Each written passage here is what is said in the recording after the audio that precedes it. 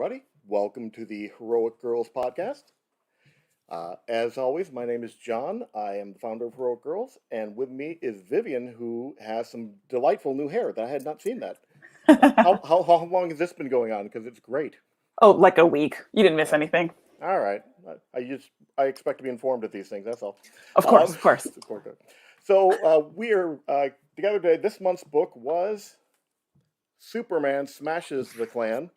This is one of my all-time favorite books that's come out recently. It's great for kids. You can read it pretty much from kindergarten up.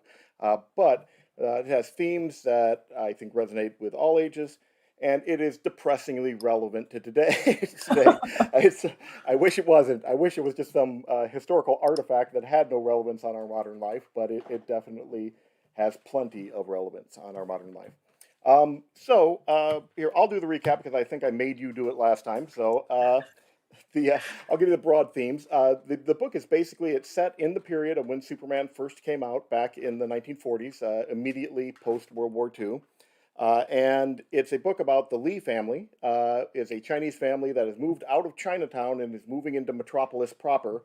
And they are the first Chinese family to move into the predominantly white neighborhoods of Metropolis. And this attracts the attention of the Klan. It's the Klan of the Fiery Kross. They don't actually say Ku Klux Klan, but it's Klan of the Fiery Kross. And so there's a conflict that's set up. And there are two Lee children. It's Tommy and Roberta. And we're following also their story of trying to assimilate and fit into Metropolis culture, having come from a predominantly Chinese culture. And then we're also on a similar track following Superman, as he tries to come to grips with his own alien heritage, which he had been kind of suppressing to a certain extent up until now. So that's basically, I can think, the bones of it. And we have basically a stand-in for the Ku Klux Klan that's terrorizing a family. Superman's trying to rescue them, but then also these overarching themes of assimilation that are going on, and how people coming from other cultures can fit into American culture, and the challenges that kind of presents to people. And lots of racism. We got lots of racism. Yeah. Anyway, so let's start with the two. It's written by Gene Luen Yang, who is one of my all-time favorite writers coming up. He wrote Goodbye Chunky Rice, and of course American Born Chinese, which is a fantastic book.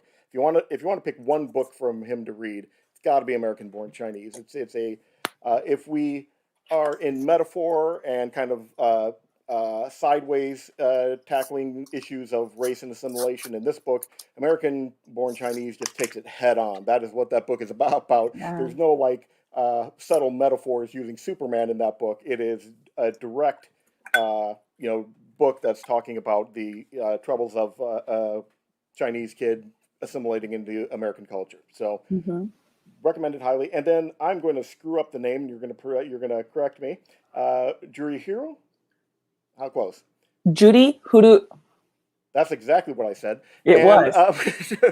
Nailed it. Actually, it's probably Gurihiru. Yeah. It's one of those two.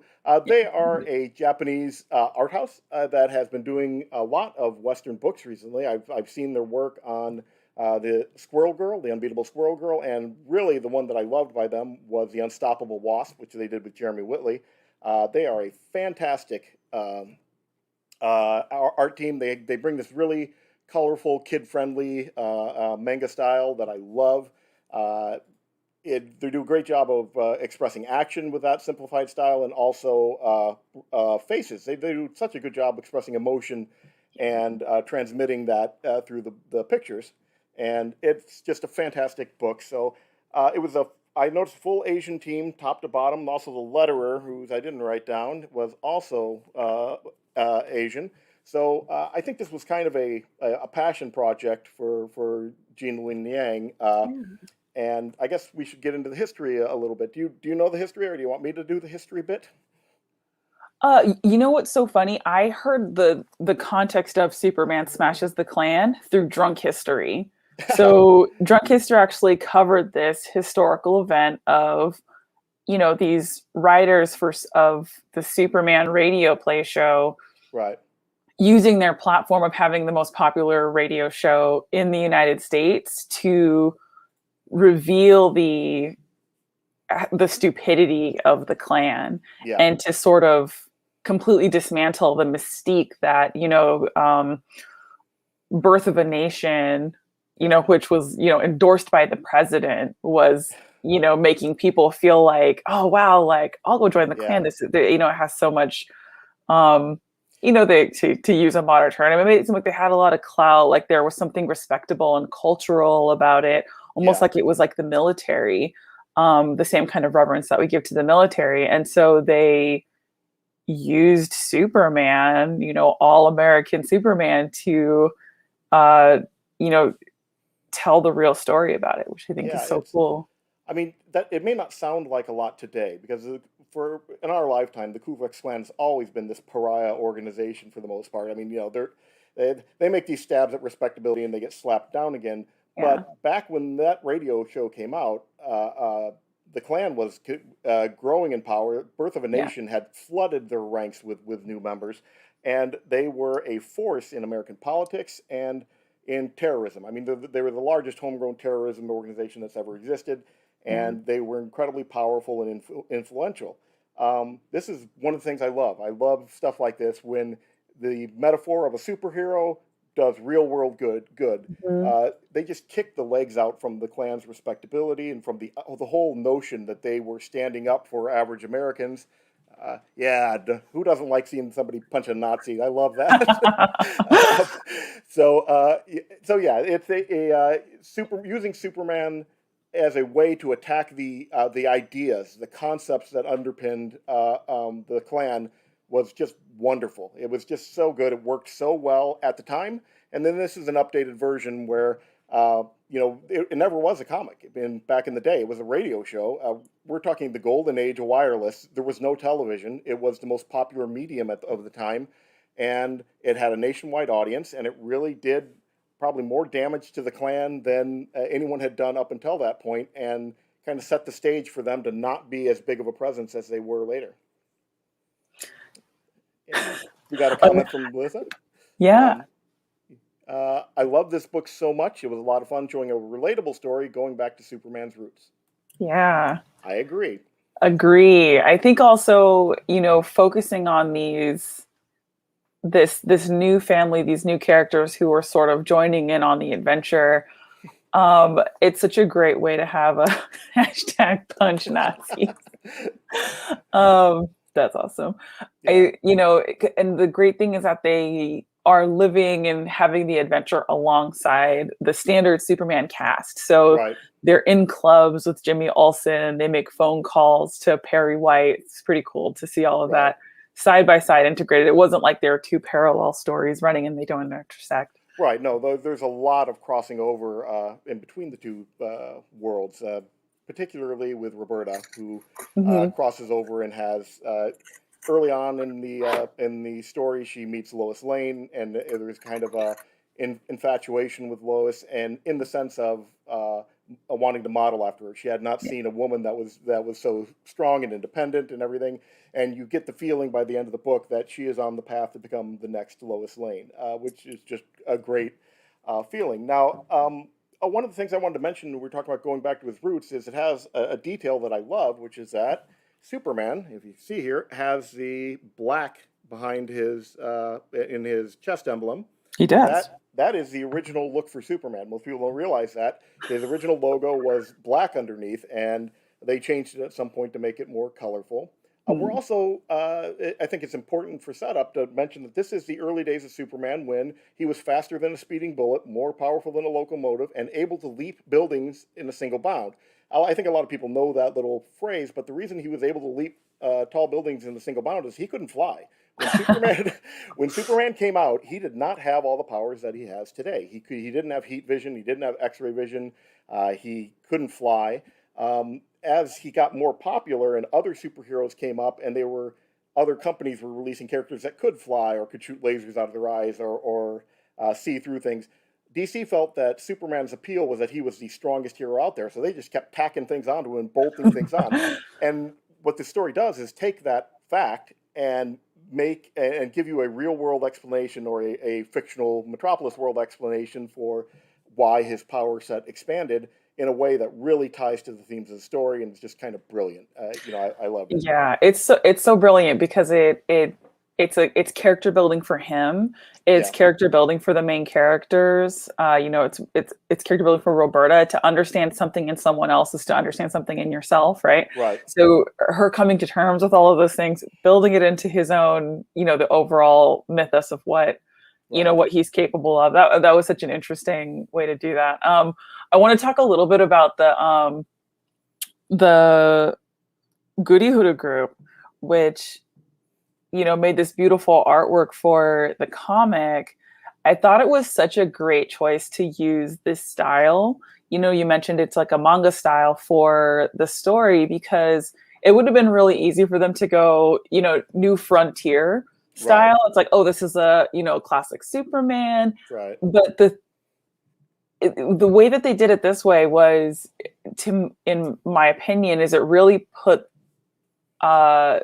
Roberta as the main character, yeah, I agree. because this kind of like childlike manga style, it grounded her, that this is her perspective, Right. versus if this was some kind of like really gritty, like either really gritty style or some kind of, Yeah, I mean, 1930s style, that maybe it would sort of feel like it was written or drawn by somebody else that wasn't, from her culture and from her background. So I really right. appreciated that. Yeah, they could have gone the whole Darwin Cook from New Frontier style. Hmm. There are plenty of artists out there.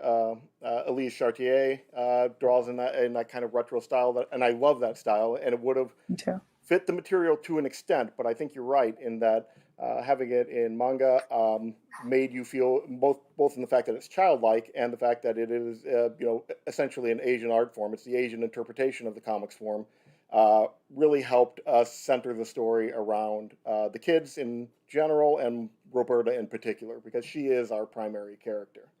Um, Yeah. so I want to talk a little bit about the use of metaphor in the book, because and I know it's nerdy and everything, but it's so there. The book actually opens up pretty early on with Roberta has a coat that her mother has given her that Hmm. is getting old and raggedy. It's this red coat, and you can see there is embroidery on it that is, basically Chinese embroidery and things.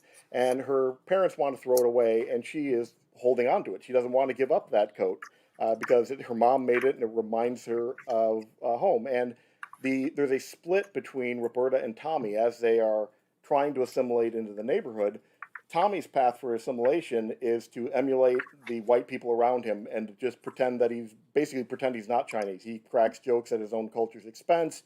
He tries to fit in by basically denying that part of himself. And Roberta's has a more challenging path. She's trying to both fit in, but she does not want to let go of her own culture and heritage at the same time. And you could really empathize with her there, and that's probably the right decision, but it is also hard. I mean, it makes it much more difficult for her to fit in. She has a harder time than Tommy does, and Yeah. as a result, but there's a good end. I want you to know it's a happy ending for for everybody. But For Roberta, yeah, I think the jacket metaphor is really nice. I think they actually pull it through the entire story in an they do. amazing way. She, like, literally something that can like cover and protect you, right? She treats it Right. like it's almost a security blanket. Yeah. And I think something that happens that's really interesting is that her dad does the same thing with his lab coat. Yeah. So after the first attack with the Klan, he, you know, obviously he's shook, but he feels like he's not moved to try to run away. Right. He wants to prove that he belongs there. Right. And his proof of doing that, in the same way that the police chief had to put on his badge in Right. order to, give himself some kind of validity to exist, so does her father, Roberta's father, put on his lab coat when the Daily Planet comes to interview him in the morning. And he puts it on over his pajamas, right? He's Yeah. still in this state of vulnerability, but this lab coat provides him, a modicum of protection in the Right. same way that Roberta's coat does as well. Yeah. It's his attempt to say, "I'm one of you," and and that's his whole thing. When the Klan shows up, he wants to go out and talk to them because that works so well. Because he thinks, hey, if they see I'm not one of those Chinese. That was basically the dad's concept was I'm not like them. I'm a good one. That which is you do feel his pain. He's lived probably an entire life in a bigoted society, more bigoted than we have today, and he felt that was the best way to try to get his family into a better place was to just do whatever it takes to show that you belong. And I'm going to take the coat metaphor one more. I did not notice the dad thing, and then when you brought it up, I remember because she said, "Oh, I can't believe my dad put on his lab coat." I called it out, and I just thought it was silly. But yes, the dad does completely do that. Halfway through the book, Roberta gets a new coat, which is one of my favorite moments of it because I think it shows us our path forward through the book, and that is. The kids get into some trouble, or Tommy does, and Superman saves him because that's what Superman does. But it's largely due to Roberta, who is really kind of a go-getter. She is the Lois Lane of the child set there. She's on the ball, knows what's going on. So she has arranged all this, and Superman takes them home, and Superman gives her his cape, which was a big deal. My mom made a lot of them for me at home, which is another detail that I love. Yeah. And so she's using it as a blanket that night, and her mom sneaks in the room, takes it off, and makes the Superman cape into a new coat for her. And what I loved about that is that's the path forward. It's not rejecting the new or the old. It's taking the new thing and then bringing in her culture and heritage from her mom, making it for her, and merging them together. And that's how you go forward from here. So, anyways, yeah, I think producer Patty brought up another interesting whole path. Let's talk about the parallels between what the Lees are going through and what Superman has gone through. The Lees are aliens in the sense that they are from another country, from another culture, and Superman is an alien in the very, very literal sense. He's from another planet, and what we just like Mr. Lee and Tommy are trying to just say, hey, no, I'm one of you, and I'm one of the good ones. Superman, up until now, has denied the idea that he's an alien from another planet. He's afraid he won't fit in, that he'll be viewed as suspiciously. So he's doing whatever he can to fit in, and that's the reason that they give in story that he does not fly and he doesn't have heat vision. Superman can, lift heavy things and run really fast enough, but those are things humans can do, but just extend it a little bit. The truly alien things are flying and seeing through solid objects and laser vision, and he has suppressed those things because he has this idea that showing the parts of himself that aren't like other humans will make them afraid of him, that will make him an outsider in almost exactly the same way that the Lees are struggling with their ethnic heritage, that they want to suppress the parts of it that don't fit in because they don't want people to look at them differently. Yeah, I think that was, not to talk about something entirely different. That was something that really bothered me about the Zack Snyder take on Superman. It was a line in the interrogation scene in Man of Steel where Lois Lane says, "What's that on your chest?" And he says, "On my planet, it means hope." Yeah. And I don't think any person who is kind of like second generation, raised in another place, would identify as strongly with where they're from the way that it was shown in that film, right? Yeah. He's someone who's learning and coming to terms with his otherness, right? That there's something that he doesn't actually feel. That's not part of his,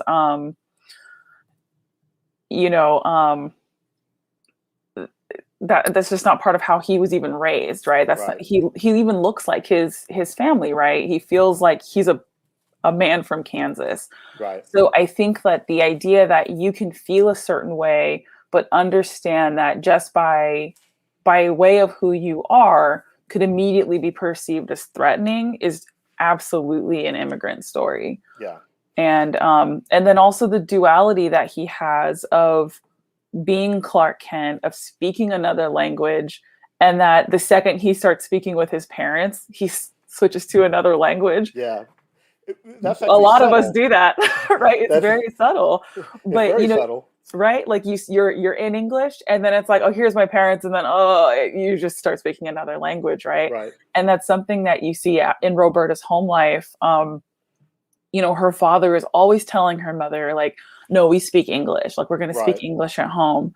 And honestly, like, there's nothing wrong with that, right? If you're trying to Yeah. teach your children to be bilingual, it's really good to say, like, okay, we're going to speak this language here and speak this language Right. here. But, obviously it's something that's probably harmful for the mom. It's probably harmful for the kids as well. And in this narrative, right, that Right. Roberta is actually trying to hold on to her culture, Yeah. and her father isn't really allowing her to do that. Jonathan Kent is like, I'm going to fix up this radio, this Right. Kryptonian radio, or I'm going to introduce Clark Kent into something that might connect him to his past, to his people. Right. And then the mother, in that case, Martha's the one who's saying, don't do that, it's going to hurt him. Yeah. So it's really, I think this is a really good parenting story too. It really shows how it's not just you versus society when it comes to, a topic like this. It's also totally like interfamilial relationships and how Right. you can harm each other. Even the bully Chuck Riggs, which is like the best bully name ever, his relationship with his mom versus with his uncle, Roberta's relationship within her own family, Clark Kent's relationship within his own family, Kal-El's relationship within his own family, right? Yeah. They all have such different dynamics, but it all really pinpoints that, the microcosm of immigrant stories. Yeah. And, this is the radio that we're talking about is a piece of the spacecraft that crashed with Clark when he was from another planet. And it is his connection to his Kryptonian heritage. It's a physical manifestation of that idea. And it also is literal. It's the thing that is broadcasting, Kryptonian language. And, in almost every version of Superman, at some point he finds out about his parents. And it's usually by something that he brought along with him in the spaceship. So this is that item in this particular story. And Clark, we saw the panel earlier where his best friend Pete, who is from the original comics, so I loved that detail. They were playing together, got picked on by some bullies, and Clark unconsciously started flying and used his heat vision to basically shoot at them and scare them. And this got him into trouble, and even Pete ran away from him. His friend ran away from him. So he, at that point, decided that's something he doesn't want. And that's where everything came from. And he knew that it happened after he started hearing the voices from the Kryptonian radio. So he threw it away. He literally throws his heritage away. And then that's also the metaphor for throwing away his heritage. So, we see that. And then as a kid, and that's the traumatic experience that sets his whole life up, he has achieved Tommy's dream. He is accepted as one of them. They don't know he's an alien. They don't know he's human. He passes. So he's completely passing as human right now and does not want anything different. He doesn't want to rock the boat. And it's Roberta, with her understanding of that it's important to hold on to your heritage, that is able to figure out that Superman is being less than he is capable of, that he could do more, and that he doesn't want to feel different. And she knows that because that's how she feels. Yeah, so Melissa's bringing up the fact that this panel here, where this is right before Clark throws the radio into the water, and then it basically sinks to the bottom. When he returns as an adult many years later, it has manifested the Fortress of Solitude. Yeah. Which is pretty interesting to think the Fortress of Solitude is, at the bottom of a pond in Kansas, instead of like in the Antarctic. Well, he could relocate it. He's Superman. I think he could pull that off. So I'm assuming all he has to do is take the radio and like throw it in the Antarctic, and it'll just like, Superman stuff. You can do that. Yeah, sure. I think that's super interesting. I forgot what you were saying. Sorry. Well, we're talking about the radio, and that Fortress of Solitude was in the pond in Kansas. Any of this ringing a bell? Yeah. Sorry. I wanted to talk about Roberta again, and you kind of notice at the beginning of the story that she kind of has a weird stutter, and I was kind of trying to think that, like, oh, maybe is it sort of a bilingual sort of a stutter, right? Where maybe she's Right. thinking grammatically in another language, and but she speaks. It's kind of causing this sort of Right. garbled communication where she just says things to people that doesn't make sense or are really off-putting. Syntax is off. It's just, yeah, the It's like ideas are there. there is no syntax. It's just Yeah. some words, Yeah. right? And I think that's almost in my mind, if we're going to continue with the parallels between Clark's suppression of his powers, Right. um, Roberta's power is that she is super observant. And they give you Right. many examples throughout the story where, one of the reasons that she drives the story and the mystery of the story is that she's always, even in really, really high stress situations, she's paying attention to Yeah. what the boots are that the Klan members are wearing that are Right. throwing bombs at her house, right? And she's Right. like, I know I've identified that person, Right. so she's super observant. And then you see kind of throughout the story that she becomes very fluent. She becomes aggressive. She Right. becomes, she becomes a go-getter. She's actually in the story almost like a better example of aggressive journalism than Lois Lane is. Lois Right. Lane kind of has a lot of these moments where she's like, Clark's looking at another lady, and she like storms Yeah. out of a restaurant. And I'm like, come on, Lois Lane. But you're kind of seeing that, like, when Roberta unlocks herself, that she Right. becomes this powerhouse, right? And she's going to follow in Lois Lane's footsteps. She's got this tenacity to her, but while she's in this state where she can't, where she's like suppressing her powers, so to speak, I think that she loses that in herself. Yeah. And another parallel. I mean, her observation. She is the mini Lois Lane. I think the reason Lois doesn't get as many of those moments is because they were giving them to Roberta. Indeed. Roberta's the one that she spots clues multiple times that leads them to where the Klan is. She's the one that smelled out one of the main Klan members just by looking at him early in the story. She just Mhm. just had an uneasy feeling about him. But this panel is interesting because I want to go back to Coates, because here we have Clark, after the Klan has come and burned a cross in front of their home, giving his coat to put over Roberta. And then later on, we start to get the feeling, she mentions multiple times how familiar Clark looks. And I think by the end of it, there's a pretty good chance Roberta's on to the idea of who Superman is, because Superman does the same thing. He gives her the cape and puts it around her to protect her. And I think that is another example of this whole kind of metaphor of coats being different cultures and things like that, and representing Mhm. protection from the world around you. That we get Clark doing this kind of the same thing, that he's being protective of people with his culture and being. I don't know what I want to say there, but it's Coates again. I wanted to bring it up. So like Clark is a protector. I'm getting like blown away by how good this book is written. Yeah, because these are things that like I was thinking about them, but now like laying them all out like this, I'm so impressed.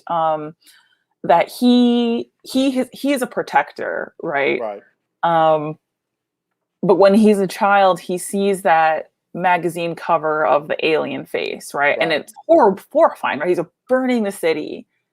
And then Roberta goes to the movies and she sees what was his name? Genghis something or other. It's obviously Genghis Akeem.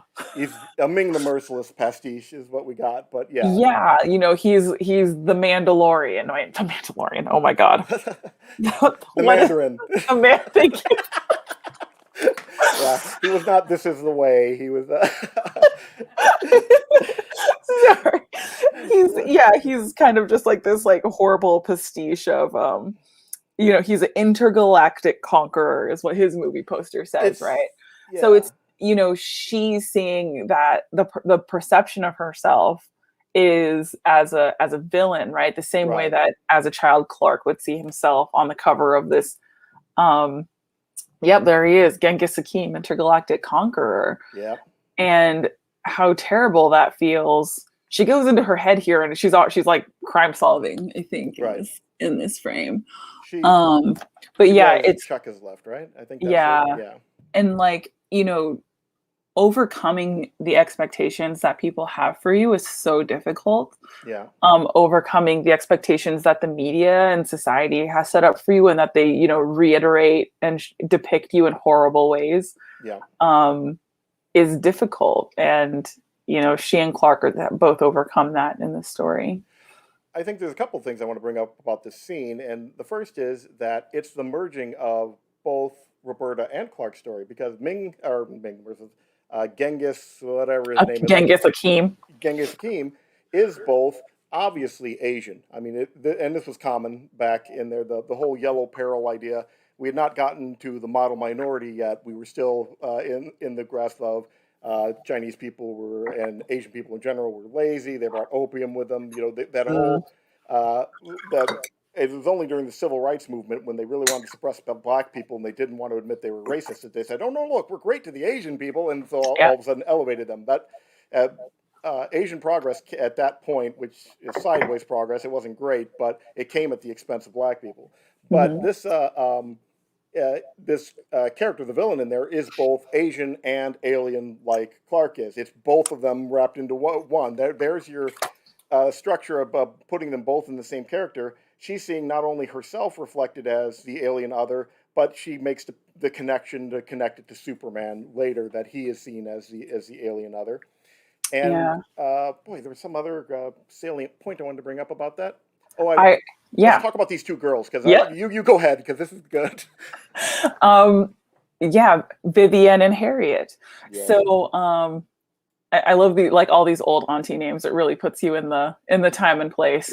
I can say that because it's my name as well. Yeah. This is another really great part of sort of Roberta's story, is that the way that her father holds herself apart from his community, right? He's the one in the lab coat. He's the we're moving out of Chinatown. We're going to live in Metropolis. And that has affected Roberta's relationship with these girls. So even though Roberta has her own problems, with nausea, right, which is what's prevented her in the past from going to see movies with her peers have kind of taken her dad's attitude and put it onto Roberta, which is absolutely not fair, right? Right. And it's something that she could very easily buy into herself, right? She could easily say, "I'm not going to talk to these Chinese American girls. I'm different. My dad's the doctor. We live in Metropolis," right? The pick me. And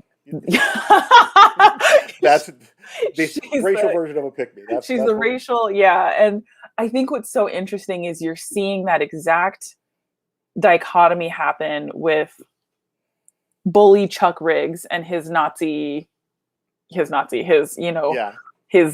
Klan member uncle, right? Where how is the pressure from the parent to say, be a certain way, behave a certain way, hold yourself apart from other people. Is the child going to buy into that pressure from the adult figure, right? And so you can see here how that bleeds down into the relationships that she has. When these girls walked up, I actually got excited. Because I was like, oh my gosh, it's the same excitement I feel when I see other Black people on the Disney campus. Because I'm like, oh my gosh, what are you guys doing here? Come sit with me. Because it just feels so rare and so precious to have these moments where maybe you feel like you can have an authentic conversation or camaraderie, right? You're looking for that. Roberta's looking for that moment. And these girls already have their own preconceived notion about who Roberta is, what kind of person she is, based off of her father. So it's like that cycle of judgment. So it's so unfair. Poor Roberta in the scene. Yeah, she ends up in kind of a no man's land, stuck between two worlds. She is not willing to make the sacrifices that it appears are going to be necessary for her to fit in the new white neighborhood. But because she moved there, and some of the things that her father has said, and we've seen those, so I can understand completely where they might have gotten that impression. Her friends back from the old neighborhood also are rejecting her, so she ends up kind of out there without friends for a period. Again, we're seeing that struggle. Oh, you can see the jacket that her mom made her from Superman's cape there. I love that. There was another girl in here, and I was trying to track down her name, and I know I wrote it down. It was the obnoxious white girl that thought that all the she said, "Oh no, all Chinese people aren't lazy. You're one of the You brave ones." or or my mom said that they were all lazy, but my dad's right. All Chinese are courageous and brave, and it was the whole idea that she was paying this compliment, but Roberta sees the devil in there of judging an entire class of people as if they're one monolith, Yeah. and and it upsets her even when it's a positive assumption about people. Even when you're making a positive assumption about someone based on their race, the fact that that's Roberta sees the double-edged sword in that immediately and just hates it. Um, Yeah. She's recognizing that she's being homogenized. Right. And a couple things that I've remembered that I wanted to say earlier. We were talking about Roberta's language skills. She got her language skills and was able to express herself fully when she was standing up for her brother. She had spoken Mm, broken English the entire time, and then when our bully Chuck was getting in her brother's face and calling him a yellow banana and ching chong, and they had a bunch of horrible slurs he's throwing at him, Roberta is the one that got in his face. I thought that was her Superman moment. She's in there. She's standing up to someone way bigger and stronger and everything. She doesn't care about that. She's going to protect her brother, and I loved that. It was such a great moment. And the other thing that it struck me when we were watching it, and then we talked about some other things in the movie. All the kids went and saw that movie. Roberta is the only one who saw the problem with the movie. Nobody else saw what Roberta saw in that movie. Even her brother, mhm. who's also Chinese, and not and even someone like Jimmy Olsen, who's shown as a very nice kid the entire time. It's when you're soaking in that culture and that kind of racial stereotypes and stuff, you don't always see it. It's not always conscious bias. That the fact that went under everyone's radar except for Roberta says a little bit about the time that they were living in, because I mean Yeah. today everyone would immediately, I hope, see the horrible problems inherent in that, but they didn't back then. So that was the Yeah, there's a kind of interesting, and I'd probably have to go back through and look at this again, but this was something that I noticed at their first, um, or I guess it's probably the second really large incident that happens with the family. The first thing that happens is they have the cross burned right, on their front yard, and then the second thing that happens is that the young brother Tommy, who is a child, is abducted, and the plans are to have him to be tarred and feathered. right, He escapes, jumps into a river, and is saved by Superman. right, And Loretta and Jimmy get Superman, on the case. He's coming to the rescue. mhm, And when you look at the difference between Roberta's face and Jimmy's face in that sequence, Jimmy is like, "I'm on an adventure. Like, yeah. we're gonna solve this problem," and Roberta is like, "Oh, Yeah. she's." She gets First of all, motion she's sick. first That's of all my she's motion sick, yeah. but I think she truly understands the danger that she is in and the That's danger that her awesome. brother is in. And I feel like as the book goes further on, you see Jimmy get less and less of that, like, this is a cool adventure, and more of Right. a, okay, wait, this is a pretty serious situation There, that's going on. The Daily Planet gets, you know, taken yeah, hostage. hostage. Yeah, yeah. Hmm. I think there are a couple ways to maybe look at that. I mean, one is that Jimmy's having white privilege there, that he just knows Hmm. the Klan's not coming after me. And then you could flip it, and a more charitable interpretation would be Jimmy has been around. Superman always saves the day. He's not worried because Yeah. Superman always fixes it. You don't have to worry about anything. We got Superman. This is which in itself may be you could almost interpret as some version of white privilege, that we're the people that have Superman, and we don't have that problem. So I, that I think it's exactly that, because the they explicitly say, I put a tab here because I was like, this is spectacular. It's on page 49. Page 48 is labeled. So if you go to the next, it's when they finally have the police come, the Daily Planet. yeah, It's right when the Daily Planet are arriving. Roberta has never seen reporters before. right, So for whatever crime, fire, whatever she has seen in her entire life growing up in Chinatown, there is right. no police and there is no Daily Planet. So she says right here, I've heard of Metropolis' two most famous reporters. Anyone who's read the paper has, but to actually see them in person, it would have never happened in Chinatown, because her that those communities that are sidelined are not part of the narrative. They're not worth being reported on. So Right. hasn't been part of the narrative before. Right. So I Yeah, the way think they that just was. Mhm. oh, sorry, go ahead. I'm sorry. Go ahead.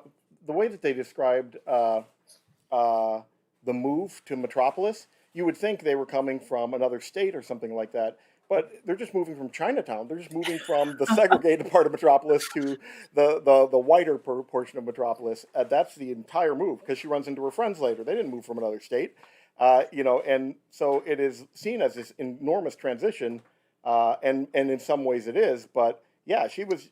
They've never seen Superman before, which says that even Clark and has not really.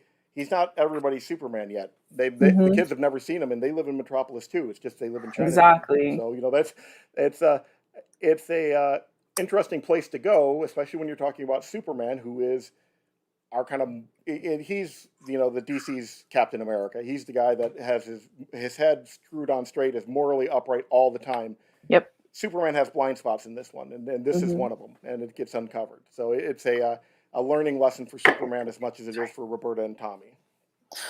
Yeah, and I think also, I'm not. I want to discuss Tommy's personality, Yeah, where he does make jokes at the expense of his, if he makes the joke that's, the Klan sets a fire on his lawn, and his joke is, believe me, these wontons don't fry up that easily, yeah, and everyone's like, "Bah, ha, ha, Tommy, you're hilarious." right, Um, he he made that joke. yeah, It's not like somebody else made the joke and he laughed at it. right, And what's happening is that he's actually successfully making emotional connections to people, right? right, And he knows how to do that. It's not just the sports. He also has like this instinctive, like, understanding of other people.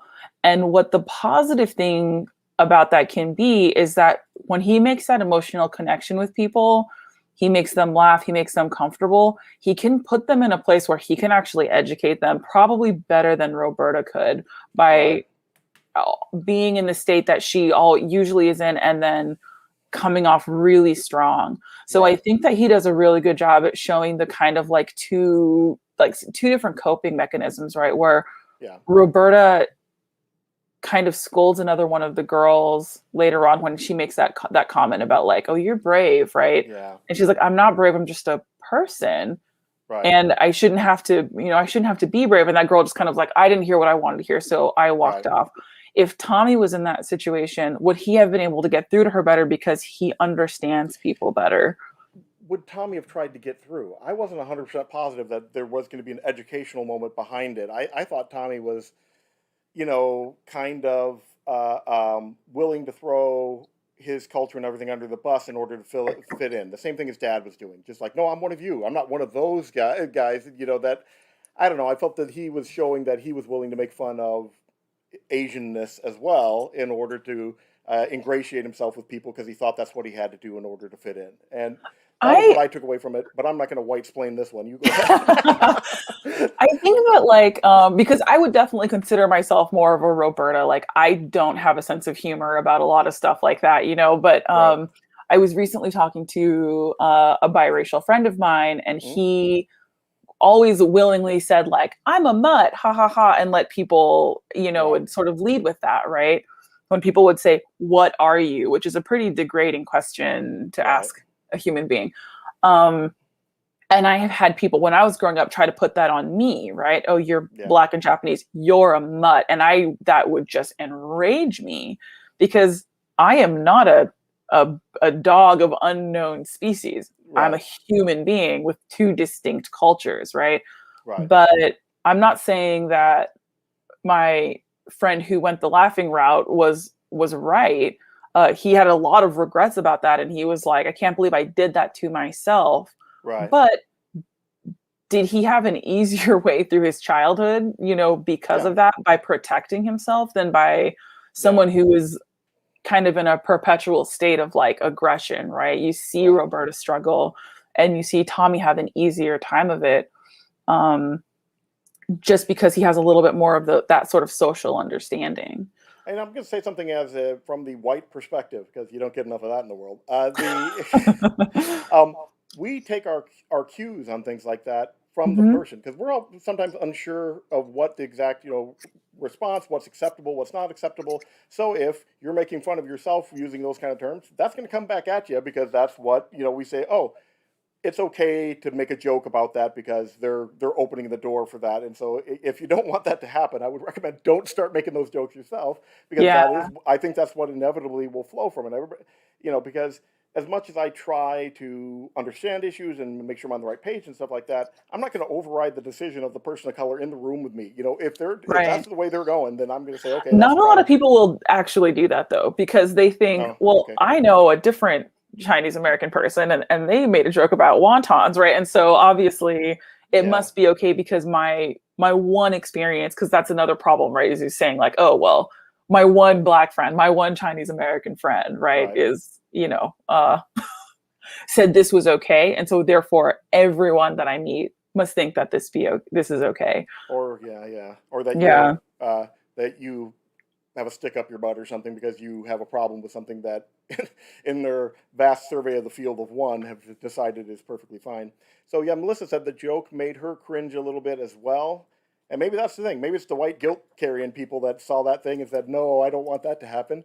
And everybody does that sort of thing. Yeah, you could, everybody I think has made self-depreciating jokes at times, but it Hmm. still hurt a little bit. I think, one thing was that Tommy didn't consider in that moment, I think if he had, is that he didn't just put himself down.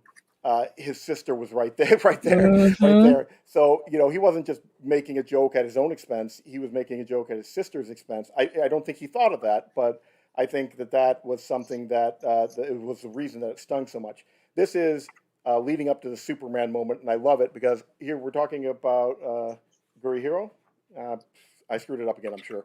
I love this being able to transmit emotion. I love her determined eyes, that close in slice section of her eyes. This is when her brother is about ready to get into a fight with Chuck, who's being a little racist, being a bully.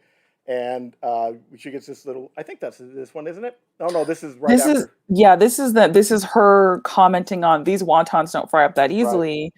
And she says to him, anything to fit in, right, Tommy? right. Yeah, And it's interesting because she has been desperate to fit in. She's desperate for friends, but she's not as desperate as Tommy, right? right, So even though we're in her head, we're never in right. Tommy's head, right? So we don't Yeah, really know what his situation is, but we get it right here where you know he thinks that she's being stuck up about this, right? And I think that that's a perspective that carries on to today, right? Where it's like, oh, if you're complaining about this, then you're stuck up, you're oversensitive, you're trying to police other people. yeah, So Tommy's definitely got the like 2020, like, what's wrong with, like yeah. cancel culture, burp, burp, burp, right? Like, he's definitely kind of more in that camp where he's going to say, like, well, like, where's your sense of humor? Like, how come you can't Right. laugh about this, right? So Well, I think, it's an yeah, interesting dichotomy between two people who have the same parents, raised in the same house, and you can have two completely different points of view. and we see that with their parents. I mean, Tommy is obviously kind of Mhm. following somewhat in his dad's footsteps, and Roberta is following in her mom's footsteps. So yeah, here's a. This is where Clark is starting to go a little nutso. Um, and this is not quite the page I was looking for. 126 of the CBR. Um, oh, sorry. My fault. I gave producer Patty the wrong number in my little chat thing. We're getting closer to the end. I want to hit some of the big themes again, some of the fun stuff that was in this. Mhm. Um, that there's a point in there where Clark throws away the representation of his heritage, and when we get to the end of the book, uh, there's this great moment where uh, Roberta explains to Clark exactly what he's doing. He's Superman at this point, but explains to Superman that he, by rejecting part of himself, by being afraid of it, by being afraid of not fitting in, is less than he could be. And that Mhm. that is hurting the people around him, that he could save more people, that he could have found the bomb that blew up the Unity Center if he had been willing to do the things that she knows he can do. He could have Yeah. gotten to the Daily Planet faster if he had flown, but he didn't want to do it because he didn't want to stand out. And, it's just such a great metaphor. I mean, obviously for It's not cultural. even, yeah, it's not even that he didn't want to do it. He didn't even know he could. I disagree. He intentionally suppressed that stuff. He knew he could fly and shoot lasers out of his eyes, but he also knew it terrified his best friend, and he prayed for it to go away, basically. I don't know if I think he didn't want to know. He knew he did it once, and he probably suspected he could do it more, but he didn't want to. The fear of standing out made him stop from even trying or going down that path ever.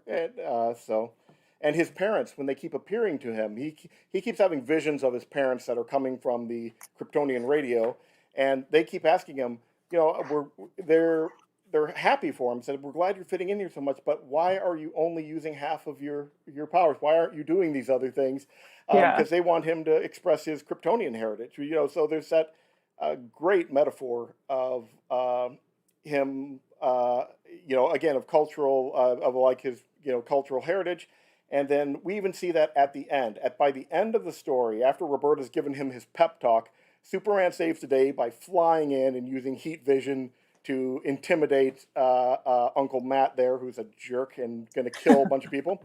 And you see the crowd's reaction. And, we're just so used to Superman being the standard of good and Paragon, and everybody loves Superman. If you're paying attention, the crowd is not particularly enthusiastic No. about this.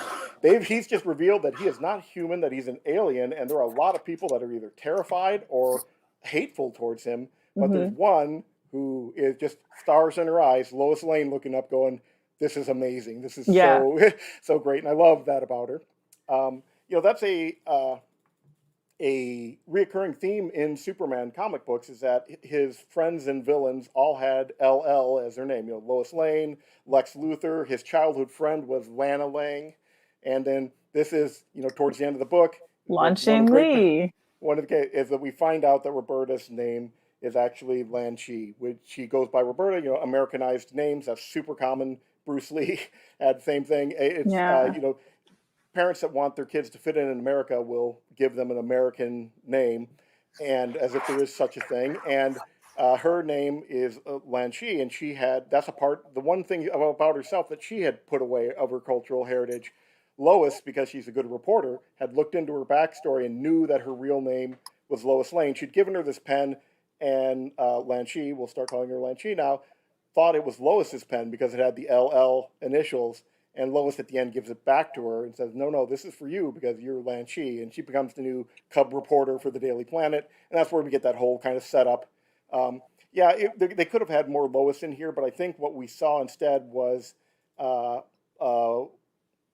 Chi's interpretation of Lois. And, we saw Lois expressed through Lan Chi almost. She did so many Lois-like things. She was a little junior Chinese Lois Lane, and it was adorable. She figured out so many things. She's the one that found Lois when they kidnapped her. Superman didn't notice, and she did. So this was actually, I think, this panel actually made me super emotional. I kind of choked up a little bit because it was such a because if you remember when they first start arriving to move into their new house, her mother does use her Chinese name, and her father's like, no. Right. And so Roberta doesn't even have a say in how she's addressed, right? Right. So having that sort of acknowledged at the end of the story, I was like, oh, so beautiful. Like actually being able to use her real name. And that was such a great part of the story. Pointing that out too. I think I had interpreted that as potentially because they were so separated in the story. I remember it now, but I think at the time I just thought it was a greeting or something else, or a nickname or an affection. I didn't get that it was her given name. They don't give it any context. So I think, it's just her father correcting the mother saying, like, we're only going to use American names. And so she calls her Roberta. But that's and I think that's something that's really important to this day, right? There's something to be said for like the American immigration story where, if you were Irish or English or French or German, in Europe, those are different things. Yeah. And then in America, in order to like be assimilated, and to use the Isabel Wilkerson Yeah. terminology, like if you wanted to be part of the dominant caste, it was Yeah. very easy for white Americans to just say like, oh, your name was this, now it's this. You just Yeah. kind of anglify it. And A lot of Jews, when they moved over here, did that. They anglified their names so Mhm. they could fit in the Christian context and wouldn't stand out. Right. And that's something that, the diaspora, slaves having their names completely removed, and then, Right. enslaved people having their names taken away from them when they arrived here. Names in America are such an important part of this, Yeah. the immigration story. And so, kind of ending on that note was like a sweet bell to my ears. And not only does Clark reveal that he is an alien from another planet, he tells people he's Kal-El. He says, "This is my name," and is willing to do that. Because you were talking about, how Irish people or Italians or whatever could change their name and pass. That's what Superman here has done. Again, Mm-hmm. he's completely accepted as one of them, and he is willing to. He's succeeded in what he wants to do. He fits in completely 100%. It was a risk and a challenge for him to fully embrace who he is at the expense of this universal acceptance he'd experienced up until now. Because we see it immediately starts to erode. Is the second he comes out and admits that he is more than human, that he is something else, that he's not Mm-hmm. just a part of their culture. Uh, there are people that don't like him as a result of it. So I thought that was just brilliant. Gives me Uh, chills.